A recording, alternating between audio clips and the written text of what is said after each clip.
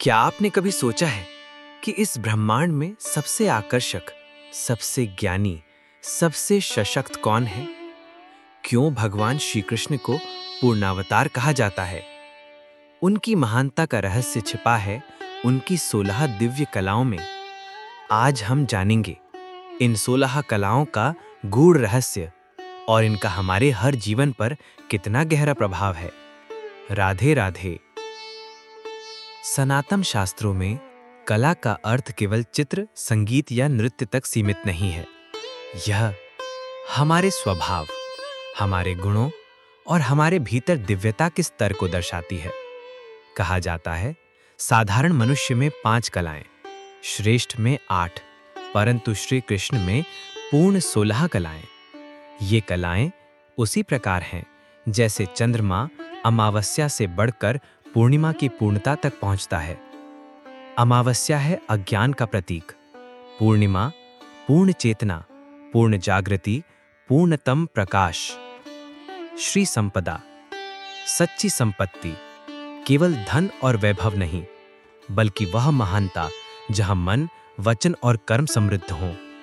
ऐसा इंसान जिसके पास कोई भी निराश होकर न लौटे, बल्कि हर बार उम्मीद से भर कर जाए। भू संपदा, भूमि का स्वामी होना सिर्फ अधिकार नहीं, अपने संसाधनों को जन कल्याण के लिए समर्पित करना भी एक कला है। कीर्ति, कीर्ति केवल प्रसिद्धि नहीं, जीवन में सच्चाई और परोपकार से मिली वह अमिट छवि जो पीढ़ियों तक याद रहे। वाणी सम्मोहन, क्या कभी आपने ऐसे व्यक्तित्व को सुना है जिनकी बोली मन को शांत कर देती है, भक्ति और प्रेम से भर देती है? लीला, दिव्य चमत्कारों की अनुभूति, जिनके लिए जीवन की हर परिस्थिति प्रभु प्रदत्त प्रसाद है और हर कठिनाई में भी आनंद की मुस्कान कभी फीकी नहीं होती। कांति, वह आभा, वह नूर जो आत्मा के तेज से झलकता है और हर मिलन को दिव्य बना देता है। विद्या, जो वेद, शास्त्र, कला, युद्ध और राजनीति सभी के सार को समेटे और फिर भी भीतर से विनम्रता से भरी रहे। विमला, निर्मलता, छल कपट, भेदभाव और दोषों से रहित शुद्ध मन की अवस्था। उत्कर्षणी शक्ति, दूसरों को प्रेरित कर उनकी मंजिल तक पहुंचाने वाली शक्ति, जैसे अर्जुन को श्री कृष्ण का गीता उपदेश। नीर क्षीर विवेक, सही गलत, दूध पानी जिसे तुरंत देख सके, ऐसा विवेक हर जिम्मेदार इंसान में होना चाहिए।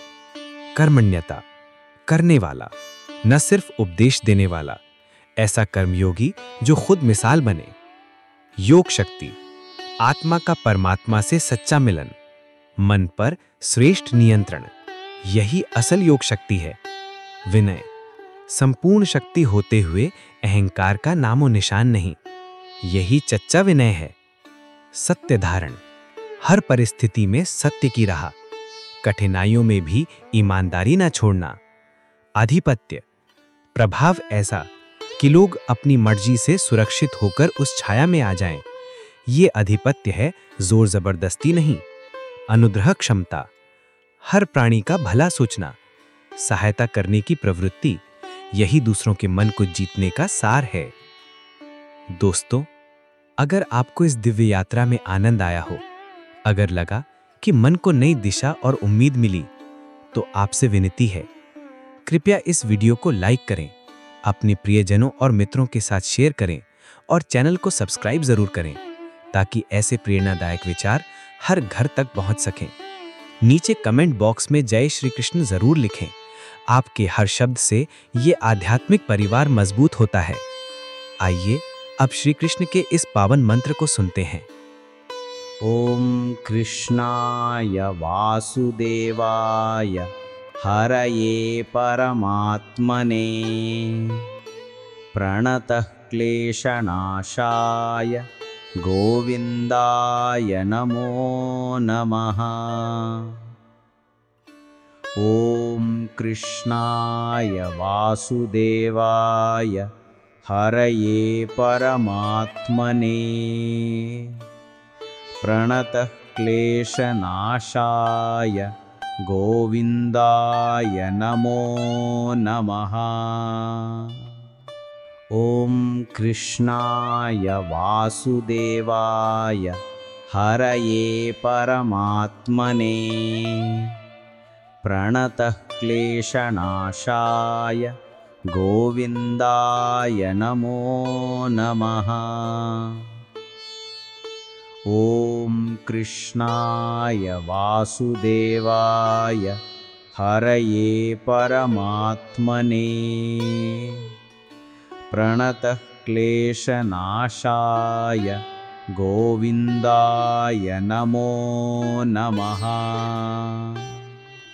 ॐ कृष्णाय वासुदेवाय हरये परमात्मने प्रणतः क्लेशनाशाय गोविन्दाय नमो नमः।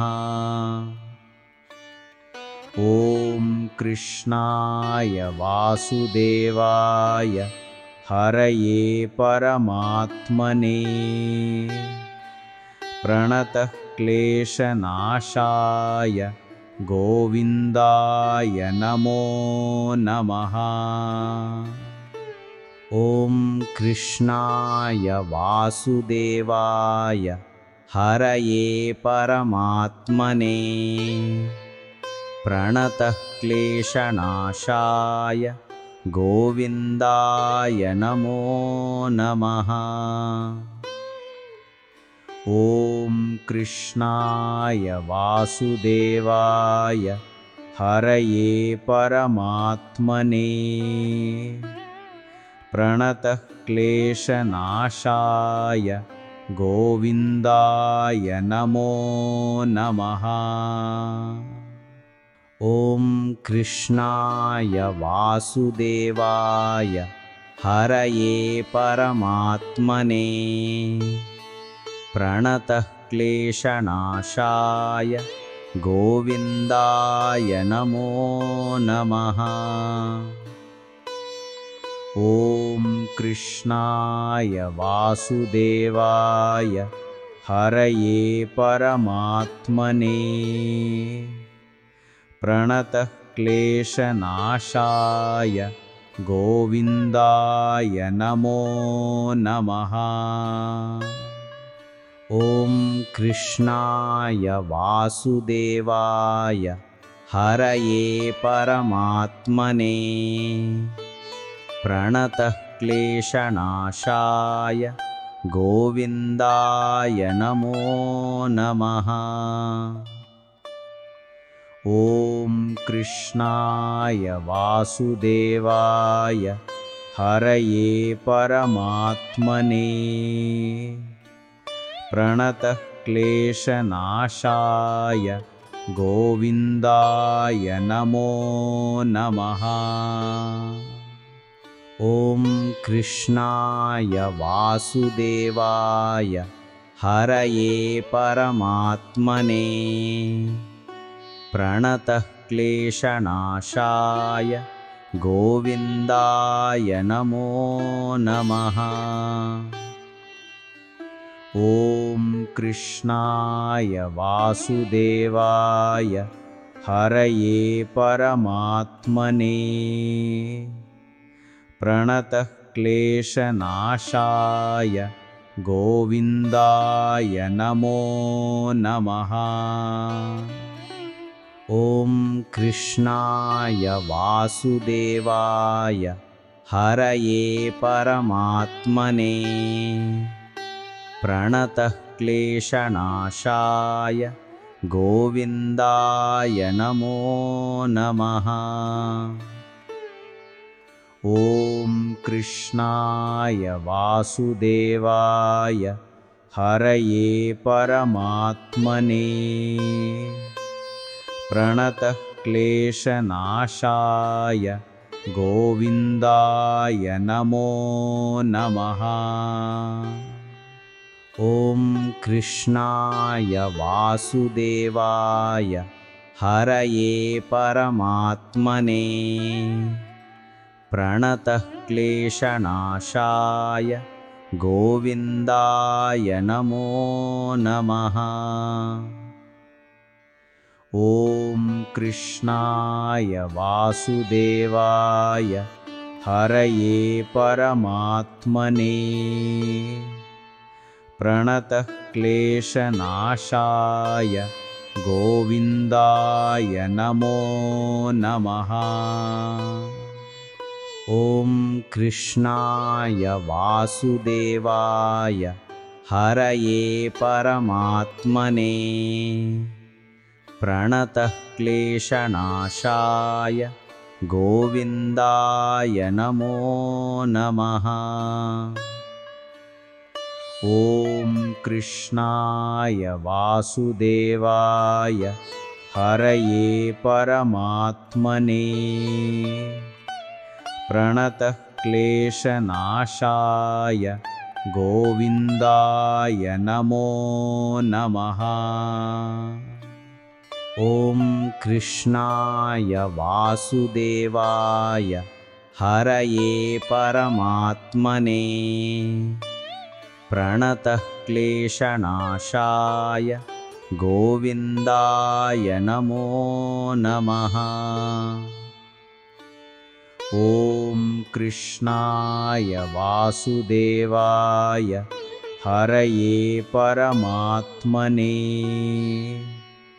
प्रणतः क्लेशनाशाय गोविन्दाय नमो नमः। ॐ कृष्णाय वासुदेवाय हरये परमात्मने प्रणतः क्लेशनाशाय गोविन्दाय नमो नमः। ॐ कृष्णाय वासुदेवाय हरये परमात्मने प्रणतः क्लेशनाशाय गोविन्दाय नमो नमः। ॐ कृष्णाय वासुदेवाय हरये परमात्मने प्रणतः क्लेशनाशाय गोविन्दाय नमो नमः। ॐ कृष्णाय वासुदेवाय हरये परमात्मने प्रणतः क्लेशनाशाय गोविन्दाय नमो नमः। ॐ कृष्णाय वासुदेवाय हरये परमात्मने प्रणतः क्लेशनाशाय गोविन्दाय नमो नमः। ॐ कृष्णाय वासुदेवाय हरये परमात्मने प्रणतः क्लेशनाशाय गोविन्दाय नमो नमः। ॐ कृष्णाय वासुदेवाय हरये परमात्मने प्रणतः क्लेशनाशाय गोविन्दाय नमो नमः।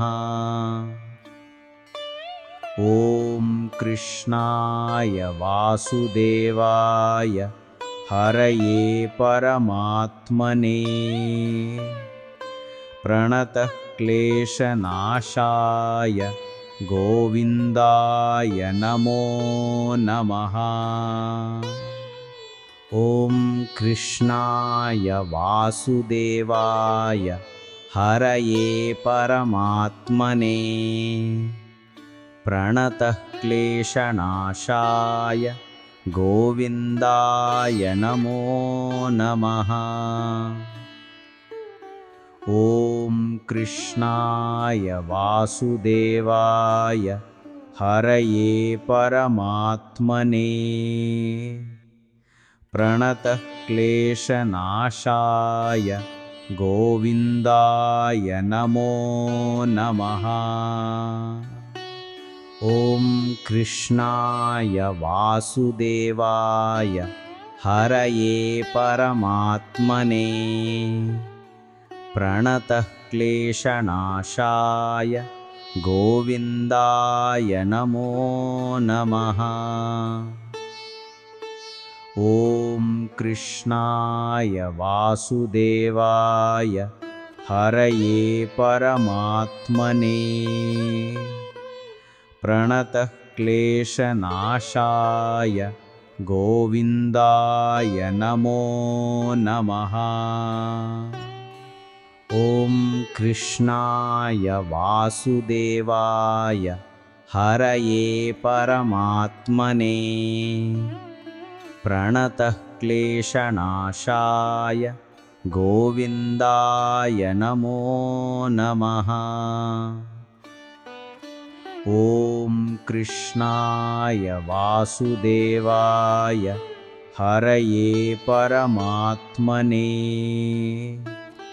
प्रणतः क्लेशनाशाय गोविन्दाय नमो नमः। ॐ कृष्णाय वासुदेवाय हरये परमात्मने प्रणतः क्लेशनाशाय गोविन्दाय नमो नमः। ॐ कृष्णाय वासुदेवाय हरये परमात्मने प्रणतः क्लेशनाशाय गोविन्दाय नमो नमः। ॐ कृष्णाय वासुदेवाय हरये परमात्मने प्रणतः क्लेशनाशाय गोविन्दाय नमो नमः। ॐ कृष्णाय वासुदेवाय हरये परमात्मने प्रणतः क्लेशनाशाय गोविन्दाय नमो नमः। ॐ कृष्णाय वासुदेवाय हरये परमात्मने प्रणतः क्लेशनाशाय गोविन्दाय नमो नमः। ॐ कृष्णाय वासुदेवाय हरये परमात्मने प्रणतः क्लेशनाशाय गोविन्दाय नमो नमः। ॐ कृष्णाय वासुदेवाय हरये परमात्मने प्रणतः क्लेशनाशाय गोविन्दाय नमो नमः।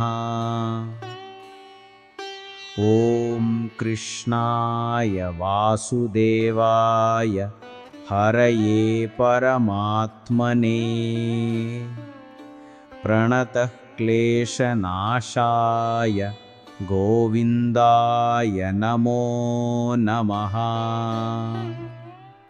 ॐ कृष्णाय वासुदेवाय हरये परमात्मने प्रणतः क्लेशनाशाय गोविन्दाय नमो नमः। ॐ कृष्णाय वासुदेवाय हरये परमात्मने प्रणतः क्लेशनाशाय गोविन्दाय नमो नमः। ॐ कृष्णाय वासुदेवाय हरये परमात्मने प्रणतः क्लेशनाशाय गोविन्दाय नमो नमः। ॐ कृष्णाय वासुदेवाय हरये परमात्मने प्रणतः क्लेशनाशाय गोविन्दाय नमो नमः।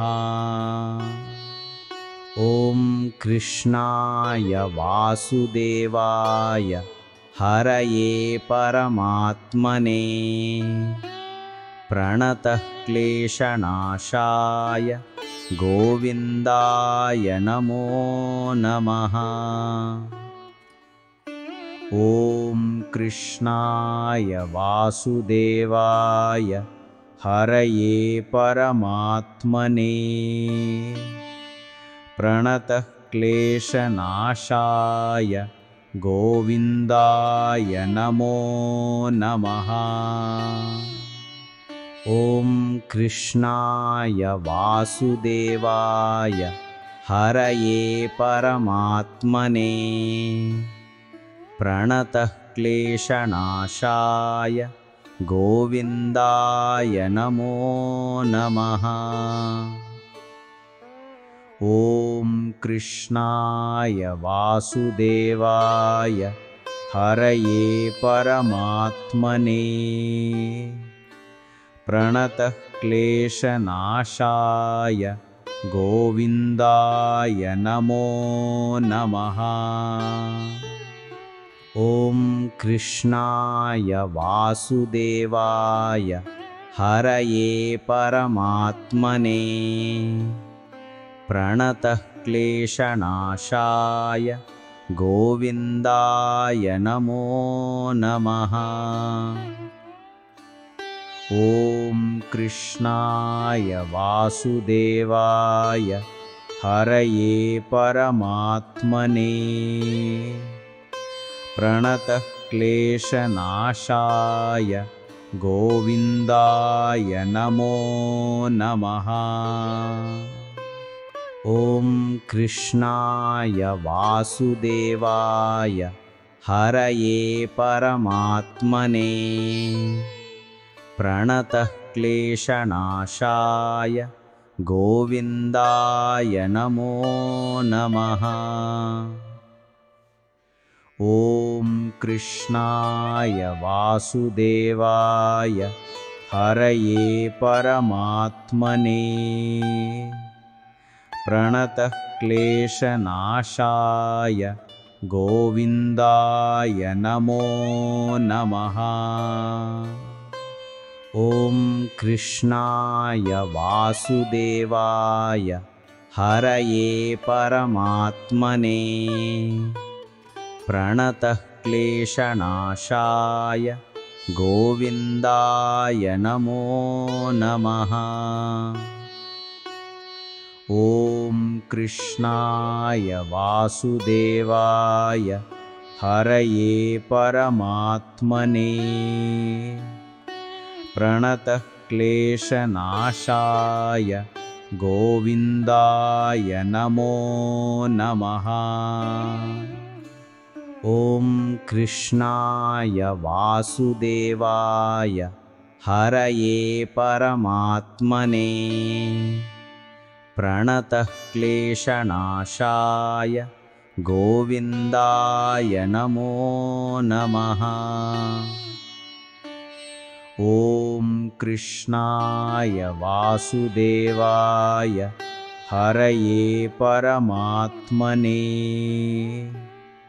प्रणतः क्लेशनाशाय गोविन्दाय नमो नमः।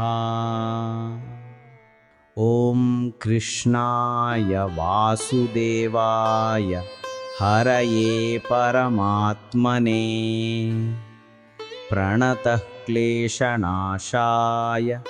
गोविन्दाय नमो नमः। ॐ कृष्णाय वासुदेवाय हरये परमात्मने प्रणतः क्लेशनाशाय गोविन्दाय नमो नमः। ॐ कृष्णाय वासुदेवाय हरये परमात्मने प्रणतः क्लेशनाशाय गोविन्दाय नमो नमः। ॐ कृष्णाय वासुदेवाय हरये परमात्मने प्रणतः क्लेशनाशाय गोविन्दाय नमो नमः।